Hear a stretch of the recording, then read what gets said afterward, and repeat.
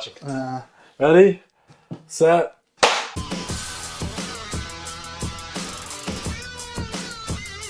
Ladies and gentlemen, boys and girls, it's your boy, the Wrestling Classic, here, back with Rain City Toys Arvy, and talking about Rain City Toys. We're going to show you guys some toys here in a bit. A little fun, different kind of episode. Pulled up the magazines, pulled up the toys. We're going to talk about some World Championship Wrestling. Some WCW. I'm wearing a Macho Man shirt back from 1997. Vintage, wrestling for sale. Check him out. I'm wearing his rival from 1999. Dennis Rodman. Dennis Rodman, tapped in sneakers. I got some WCW Nitro shorts on that you can't see. I'm wearing an NWO hat. For those of you that know me and followed me for years, you guys know I'm a big WCW fan. It's like what I grew up on. It's what I enjoy. And yeah, so Arvy should have asked me some questions because I was at his house yesterday when we were supposed to actually do this. And I was watching some old school WCW. And he's like, man, we should just talk about WCW one of these days. No, but before we did all that, we went to Taco Bell. We did. And KFC. And we went to Taco Bell. Shout out to Taco Bell sponsors and KFC. Yeah. So I thought I'd plug these guys in, right? Maybe somebody will want to and then you also happen to get a bunch of toys, new toys, in like old school loose toys. Yeah, I got a lot. Stuff in packages, actually. And you got magazines. And I got excited to come here to read the WCW magazines that you got. With Old School Halloween Havoc plug, right? Slim Jim. Are you sure that's the magazine you got excited about? Yeah, that's the one I got excited about. You sure? It wasn't any of these ones. If you remember the good old days. But anyways, we want to stay on YouTube, so we're going to put that away. Let's talk, man. What are your memories of WCW first? When you think of WCW, like... Because mine, I can go on for days. Mm-hmm. What do you want to do? Like, how should we start this? So I think with WCW, people just know... I guess the younger generation really knows whatever they see in the documentary. And I feel documentaries. And I feel like they really, really shit on them hard. There's a lot of revisionist history, because obviously most of these documentaries are produced and made by the WWE. I mean, they own the WCW library. They tell the story they want to tell. Like, they were trying to take us out of business. They were trying to hurt us. They took all the WWF's biggest stars, and that's why they got popular. And that, you know, they really sucked after, and then it died because it sucked, and the corporate sucked, and everything sucked, and WCW sucked, and we bought them for like a penny or something. Like, but if you were alive and you were there as a kid, it was cool. Like, I always say, and like, WCW is one of the biggest reasons why WWF got cool again in the late 90s, because there was that competition. And the NWO was cool. Hall and Nash were cool. Savage was cool. Hell, they even made Hulk Hogan seem cool. Like, like none of that red and yellow, eat your vitamins, say your prayer stuff, but he was Hollywood Hogan. So he was cool. I don't know if this is a hot take or this is just my opinion. And I know people talk about the greatest factions. I think the NWO was way better than DX. Same. It was so much cooler than DX. I think it just... But DX never had a proper ending either, like a closeout or whatever. I always say this too, like there wouldn't be the reason why I say NWO is a better faction than DX, in my personal opinion, is because there wouldn't be a DX if there wasn't an NWO. Shawn and Triple H wouldn't have got away with doing the stuff they're doing on camera if they weren't in the Monday Night Wars. Well, DX was the same guys and girl, right, with China. It was that same group, so we knew them as history progressed, right? Obviously, Tyson interfering with HBK, Triple H was a big moment with DX, but it was just only 3 of them. Or no, 4, I guess, if you count Rick Rude. Rick Rude at that time, yeah. But DX, like, no one was walking around saying, we want to be DX. I mean, no, you were walking around saying, suck it. We were saying, suck it, yeah.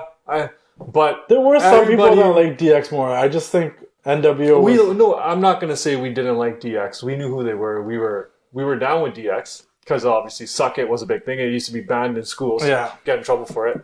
But NWO was just cool. But you got to think of your options too, right? Like if you were DX, right? And you were a kid, because this is the thing we used to do as kids all the time, was like you would be with a group of friends, and you'd be like, you're this person, I'm this person, you're this person. With DX, you could really only be Shawn or Triple H to be like the top people. Yeah, you're not going to be like, I'm Road Dogg. No, the third person that you might want to be like is X-Pac. Because people loved X-Pac. Especially when you're a kid. I think because he looked like a kid, we all liked X-Pac. Yeah. But outside that, like, he was great in video games. No disrespect to Road Dogg and Billy Gunn. They were cool, but no one like really like, you know, they weren't like, you knew they weren't at that level with the NWO. You had Hall, you had Nash, you had Hogan, you had Savage. Yeah. Hell, when the Wolfpack happened, you had Sting, you had Luger, like, you know. Or mid-Carter X-Pac was really cool. Yeah. Yeah. So because of Bronco Buster. Yeah. And he just was like fast. He was doing the stuff we see today a lot before it was happening a lot, that it was cool. Like him doing spinning heel kicks and like high-flying moves was cool because not everybody was doing it. Now that I know their history, I wonder if he was snorting before matches. I mean, the Clique. The crazy part is the Clique really ran wrestling because DX was the Clique and NWO was the Clique. Hall and Nash on one side, Triple H, Shawn on one all on the wrestling is dumb, right? And X-Pac was jumping back and forth because he's a part of both factions. Yeah, getting paid on both sides. And technically, Shawn's part of the NWO too, but 2002 version, so I don't know how much that counts. Yeah. But yeah. So what moment stands out to you the most when you think of WCW? Like, what was the coolest memory you have of watching WCW? There's obviously a ton, but like ones that stand out to me the most. One that I always remember watching live and I thought was like so cool was when Sting came down. Anytime Sting came down from the rafters of school, Sting was the man. Was there a specific like a segment you remember? Yeah, because I'm gonna bring that up. But Sting was the man. First things first. Especially like I was a fan of the Surfer Sting. I had the Super Bowl video game on Super Nintendo, and that's like my biggest memory of him. And I had the toy, and then we started getting Nitro in Canada and stuff. And I'm like, oh, who's the Sting guy? And we saw the transition to the Crow. And I know like the payoff wasn't that great, but that moment he came down from the rafters, and he was wearing a white and black NWO shirt, and then he took it off and he was wearing the Wolfpack shirt, and he slammed the Giant, he clotheslined Hogan, and like, it's like, oh, he joined the Wolfpack, even though like, as an adult looking back at that makes not a lot of sense. He was fighting the NWO the entire time, but this was the cool NWO, I guess, but that Sting moment will always stand to me. Like, I feel like I remember watching that. Another moment that really stands out to me is, and this is what we talked about briefly, and this is not even the NWO era yet, this is pre-NWO era.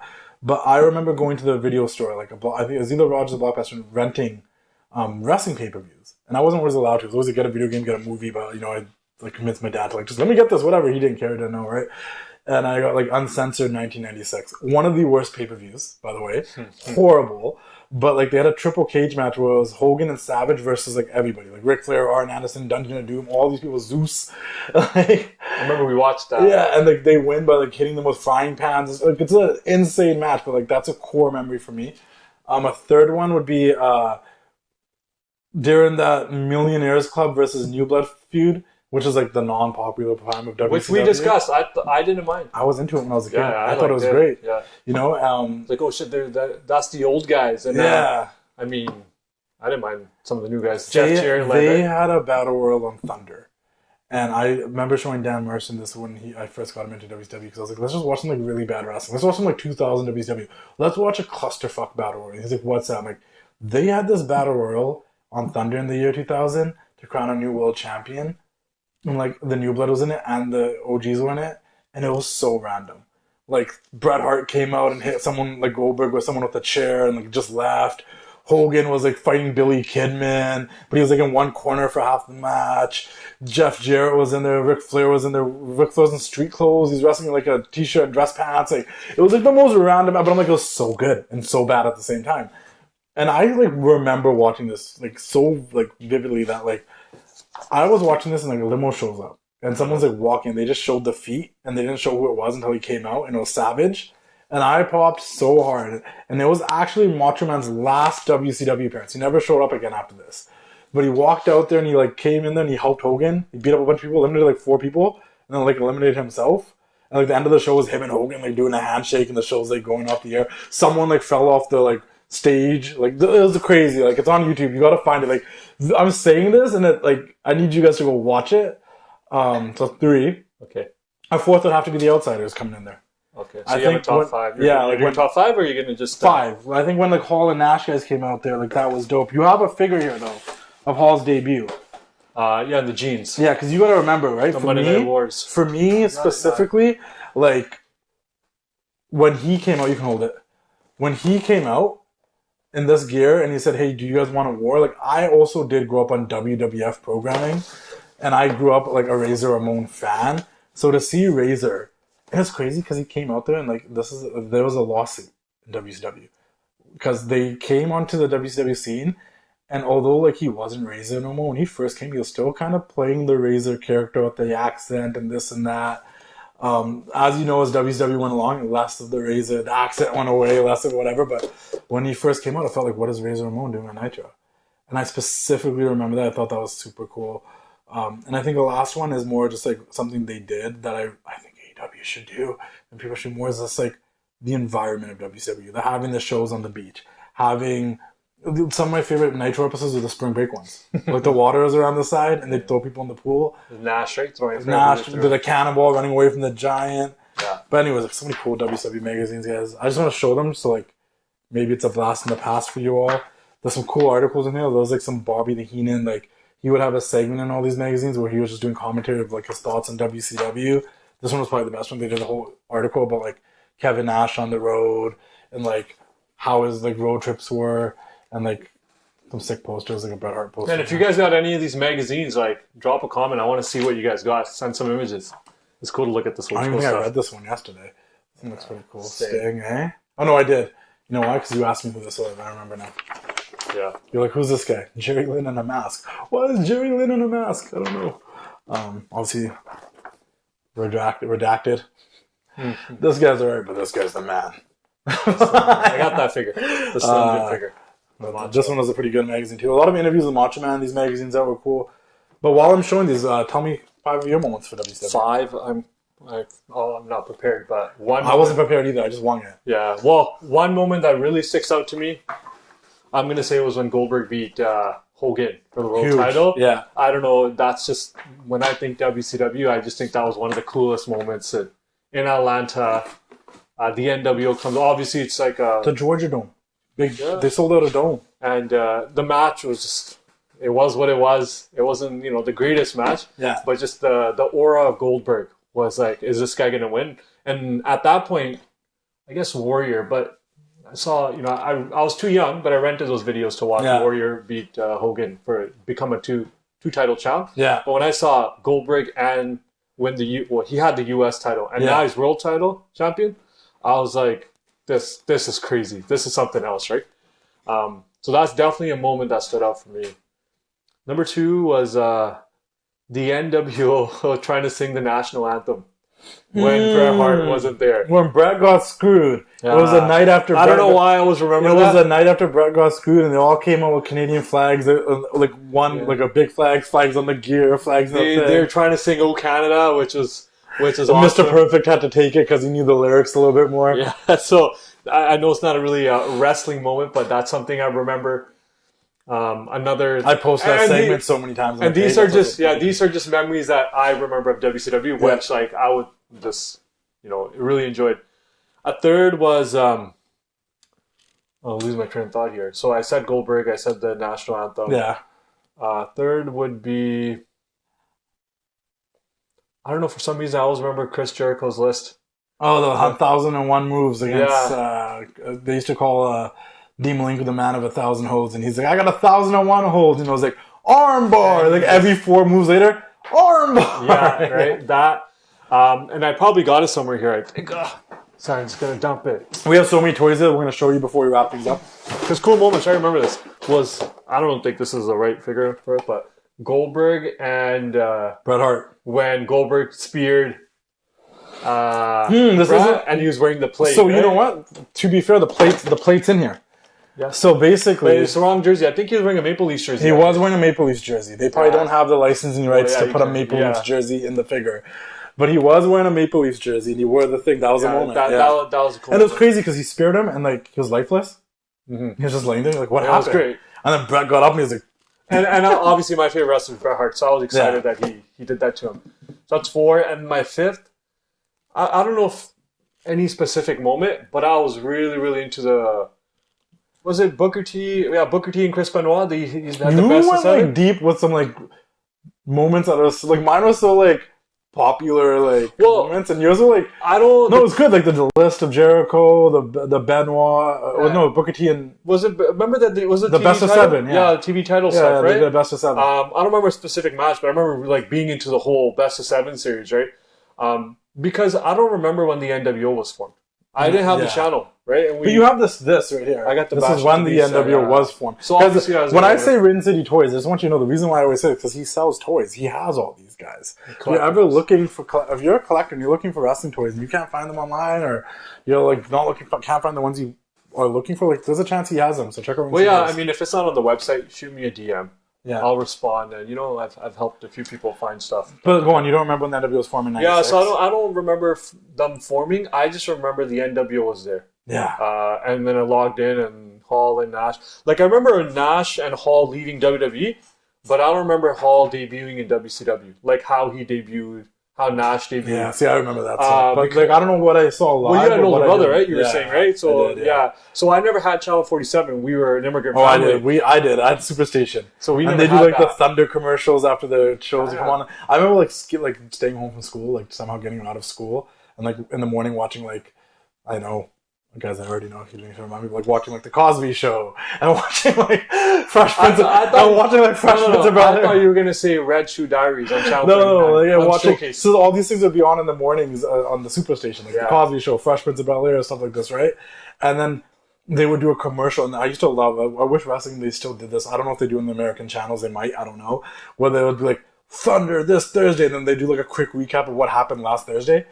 And I'm like, this is what happened. And I was like, oh, sweet. I think they do that in the shows now. I don't think they do it. No, but it was like just a commercial on the Superstation. So you could be watching like Everybody Loves Raymond and you're getting the commercial what happened on Thunder. You know what I mean? Like, I was like, oh, because I was so obsessed with wrestling that anything wrestling I could get was cool. Like, that's how I found Ring of Honor. That's how I found like local wrestling back then. Because I was obsessed with wrestling back then. Yeah. So like seeing those commercials would make me pop. Yeah, I didn't have that channel. So the only way for me to watch that channel was when we get the free preview. I mean, did you have TSN then? Yeah, I had TSM. Okay. So I watched WWE. Yeah. Raw was always on unless curling went to overtime. That stuff screwed me. Or the stupid dog show. Yeah, so when those things would go over, we'd have to wait for Raw, which sucked. But WCW definitely was not available to me. But I was, again, when I started watching WCW, I remember being so addicted to it that when we lost the channel, people won't experience it now because you can stream. I watched WCW on the black squiggly channel and would listen to audio where my grandparents would just sit behind me and watch me watch this black screen and listen to audio so I can get a glimpse for maybe 10 seconds every 30 minutes. I used to do that with some of the WWE pay-per-views. I remember watching The Undertaker return in 2000 on Judgment Day with squiggly things. I'm like, it has to be The Undertaker. Came on more. And I look back, I can't believe my grandparents said nothing. They just watched me. And our Monday Night Wars is weird. There was a point where like Nitro was on Wednesdays and Raw was still on Mondays, so it wasn't really like a war like that sometimes in Canada. But if Nitro was on, and this is, I guess, maybe a bit of a biased opinion, but this is just my upbringing. If Nitro was on compared to Raw, I was watching Nitro over Raw. I really was. Yeah. I actually was willing to miss Raw because I wanted to watch Nitro. I don't know when it started to suck. I know if you can look back at documentaries, because yesterday we were discussing, I'm like, was WCW only like 4 years? It didn't feel like 4 years. Because Nitro was from 95 to 2001, and that it's crazy. That, like, obviously WCW was on since 1990, but like that peak era there when Bischoff took over in the Monday Night Wars and the NWA, like it really was only like 4 years. This obviously didn't crack top five, but sorry, back to moments, random, that just came to my head was the Shane McMahon announcement, because I didn't even know WCW was being sold. Yeah. So I was like, what the hell just happened? At that point, a lot of people were checked out. I think I was even checked out at that point. I was fully WWE at that point. Okay. And I think it was around mid-2000 where I went fully more so WWE, because a couple things happened when I do. And listen, I look for WCW and anything. I think I became a TNA fan because I was looking for another WCW. I think I tried giving AEW, and I am still watching AEW, but I mean, like, I just really wanted WCW back. It's not that, but I still like, it's comfort to me to watch 90s and 80s wrestling. It's just comfortable for me, but like it's especially comfortable for me to watch WCW. I have an easier time watching an old Nitro, Thunder, Saturday Night's WCW than I do watching an old Raw, SmackDown. I don't know why. It just maybe it's just the production of WWE that makes it harder for me to enjoy sometimes. And WCW was produced differently. It was just different. It felt more wrestling, old school. Look at this. So I know. Look at this guy. So everyone, okay, if you go back, everyone will laugh at this guy's gimmick and, like, you know, call him a jobber. Him and Alex Wright were the best. Dude, we were obsessed with this guy. Like, back then, we didn't know what was corny and what wasn't. I would pick this guy in video games. I think that's part of it too, though, right? We watched WCW at an age when we watched wrestling with the innocence than caring about anything else. And I think that's what made us enjoy it. I didn't know if Disco Inferno was I thought Sting and Vampiro's feud in 2000 was great. Sting and... Yeah, Vampiro. They were trying to set each other on fire, the two face-painted guys. Like, I thought it was great. To a lot of people it sucked, but I'm like, I thought it was cool. You know? And you know the segments I really used to enjoy in WCW was Norman Smiley's. Yeah. I really like, we didn't talk about that stuff too, but like Ric Flair and the whole, like, dropping an elbow on his clothes and going nuts, stripping down his underwear. The heart attack on TV. Just great. Just great stuff. Like, WCW is great, man. I miss it. This guy, Dominic Mysterio, Dirty Dom. We got Dirty Dom right here. He was in WCW, if you guys don't see. Dominic Mysterio. Well, those were your top 5. So when you think of WCW, who do you think of? I don't want to say Mount Rushmore of WCW because that's all. No, because then I don't have to think about. Yeah, that's WCW. But let's say the wrestling classic, Justin Dillon. When you think who did I tune in for? Or who do I think is like WCW? No, what was done? Who represented WCW to you? Your top. What 5 reasons? Yeah, we'll do 5 or 10. We'll do 5 or 10. Because I feel like this is the thing. This is what I'm going to say, and it might change your perspective too a little bit too. I can't say it's any of the guys that came from the WWF. I can't really say it's... Okay. When I think of WCW, don't get me wrong, I do think of Hollywood Hogan. I do think of Hall and Nash. I do think of Savage. But I also don't think, they were the heart and soul of WCW. I think the NWO thing works so well because they did feel like WWF guys trying to take over this company. Mm-hmm. That's why it worked. When I think of WCW, I think of Ric Flair. Okay. I think of Sting. I think of Lex Luger. I think of Diamond Dallas Page, a homegrown WCW star. WWE guy? He flip-flopped. He started in WCW. Okay. See, same with Flair, right? Flair started in WCW, went to WWF in 92 and came back to WCW. Okay. There's guys that came to WWF that came there and they're like, oh, that's like a WCW guy. And there's guys that came from WWF that went to WCW and you're like, oh, that's a WWF guy. It took me a minute, and I still feel weird about it till this day to say AJ Styles is a WWE guy. Because part of me will always feel like, no, AJ Styles is that TNA guy. Yeah, to me it's TNA. Yeah, you know what I'm trying to say? And he's been he's probably been in WWE now longer than he was probably in TNA. Yeah, I don't know. Yeah. But that's, you know what I'm trying to say? So that's where that comes from. It's what do I most closely resonate this person to? Okay. So that's what it's Flair, it's Sting, it's Luger, it's Diamond Dallas Page, and Goldberg? Because Goldberg's another homegrown WCW guy that was all the other guys, Hall, Nash, Hogan, Savage, they all did great things for WCW. They were part of WCW at its peak. But I can't sit there and be like, they're WCW. It's I can't ever sit here, and I don't think I'm ever going to say, if we did this again 10 years from now for AEW, who are the top AEW guys? I don't know if I'm going to say Bryan and Punk and Moxley. I want to be like Omega, Hangman, maybe Will Ospreay in a few years. The Bucks, you know what I'm trying to say? Who are the MJF? Who are the AEW guys? Darby Allin. Right? These are the AEW guys. Bryan, Punk, Mox. These are guys that made their name somewhere else and came here later and helped this company a lot. But they're not. Jericho, it's hard for me to call Jericho an AEW guy. At the end of the day, Jericho to me is more so a WCW WWF guy. You know what I mean? He's a big name, right, bro? Yeah. So, how about for you? So this is when I think WCW, not who is most popular and who's the biggest. Eric Bischoff. Yeah. I know he didn't wrestle, but makes sense. Bischoff. He did wrestle, actually, a couple times. Oh, yeah. Bischoff.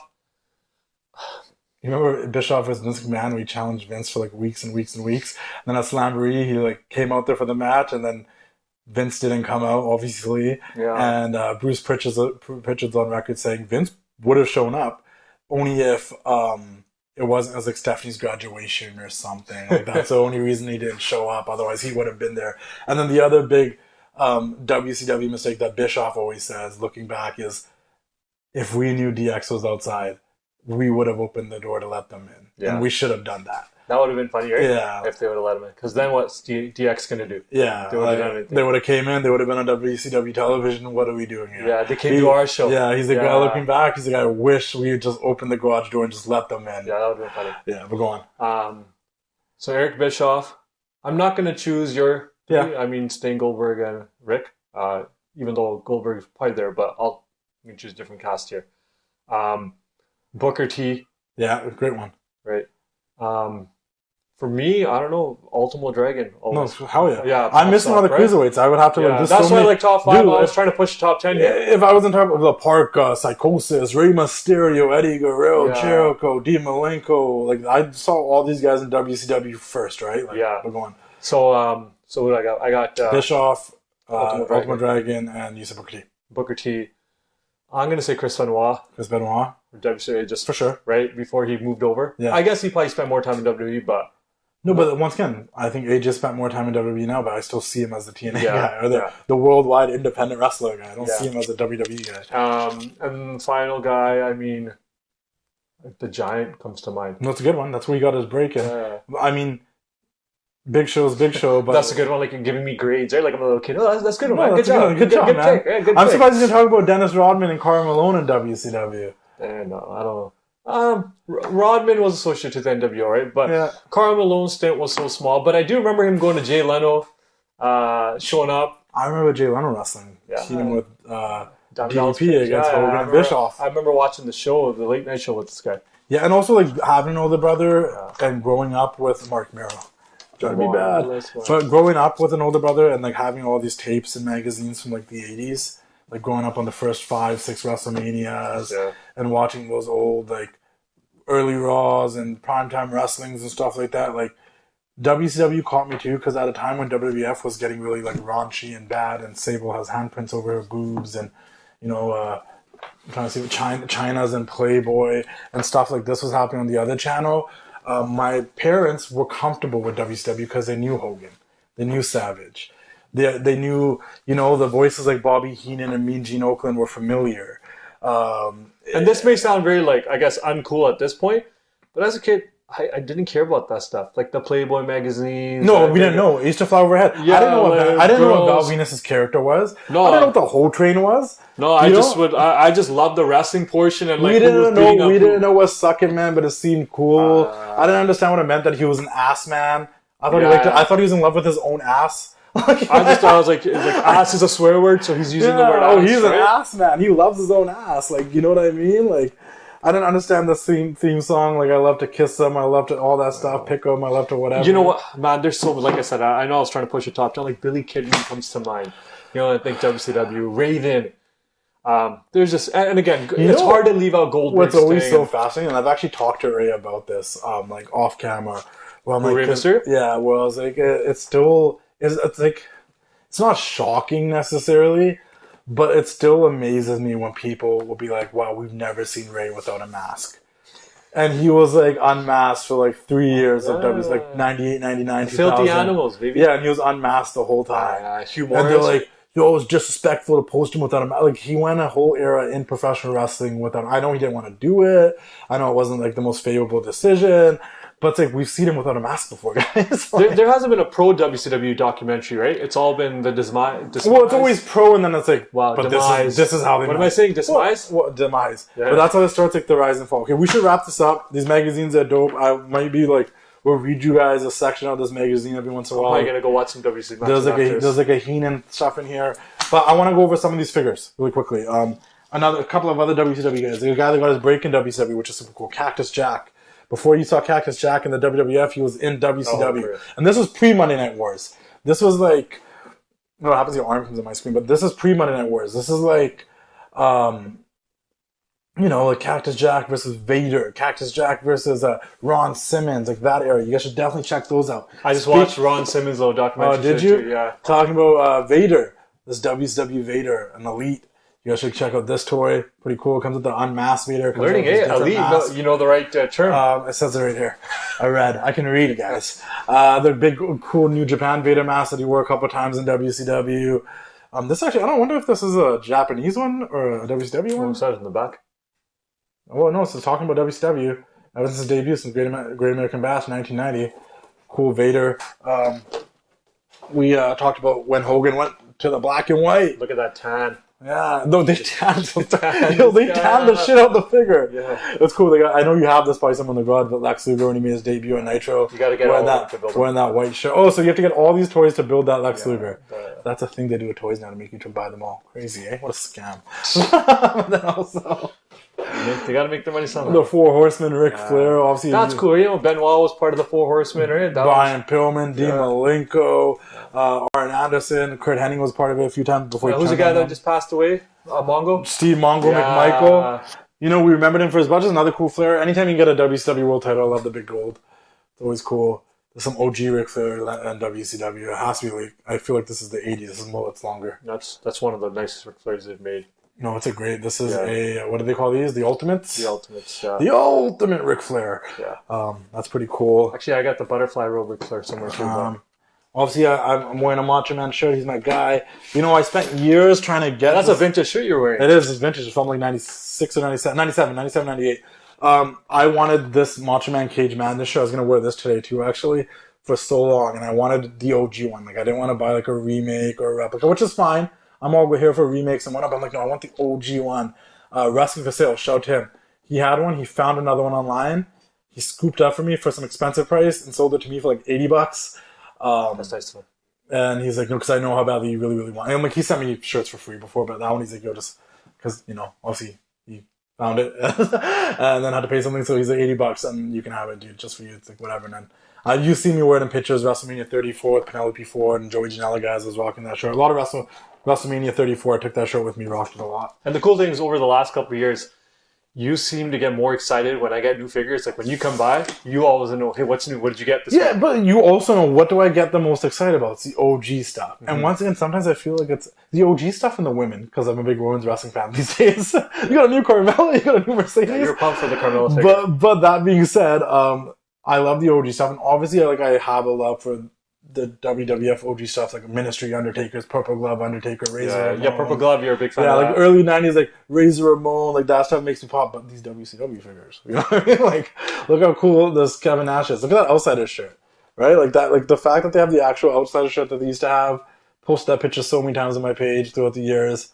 You know, like before there was a DX, before Shawn and Triple H started being cool, before the Hart Foundation and they were cool, like Hogan could never be a cool heel if he wasn't with Hall and Nash, because Hall and Nash were just cool.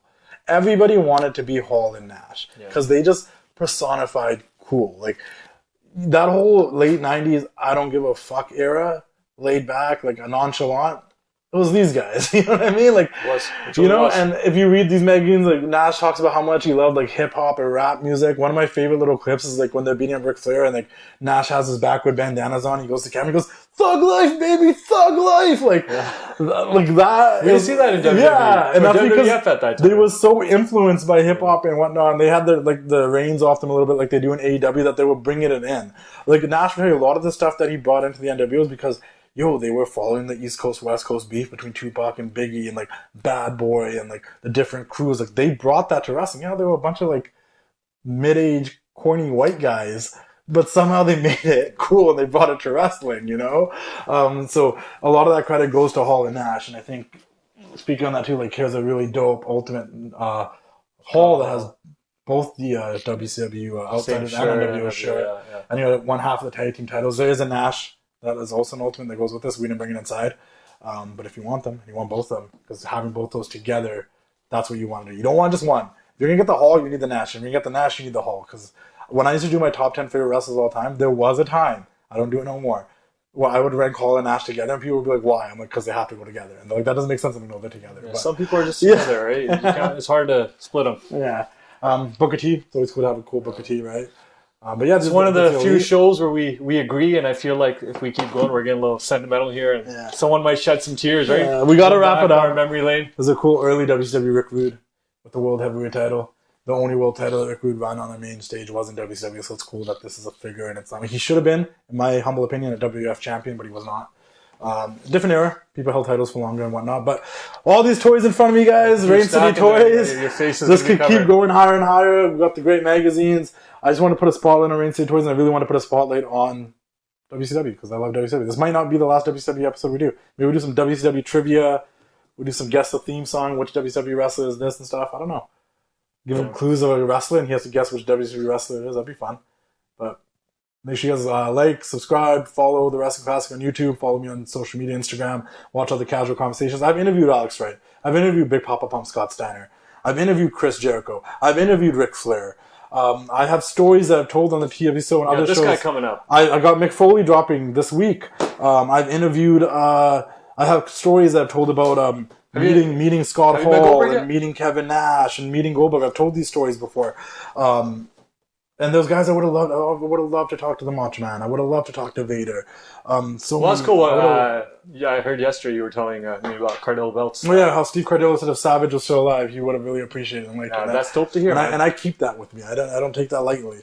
I've interviewed Bret Hart. We don't really know. Bret's another guy. We don't really associate him with WCW much, but he was there for 3-4 years. And shout out to Blade. Yeah, shout out to Blade. So it's like WCW was my childhood. Dude, I interviewed Wrath. Interviewed Alex Wright. Guys that I'm scared of WCW.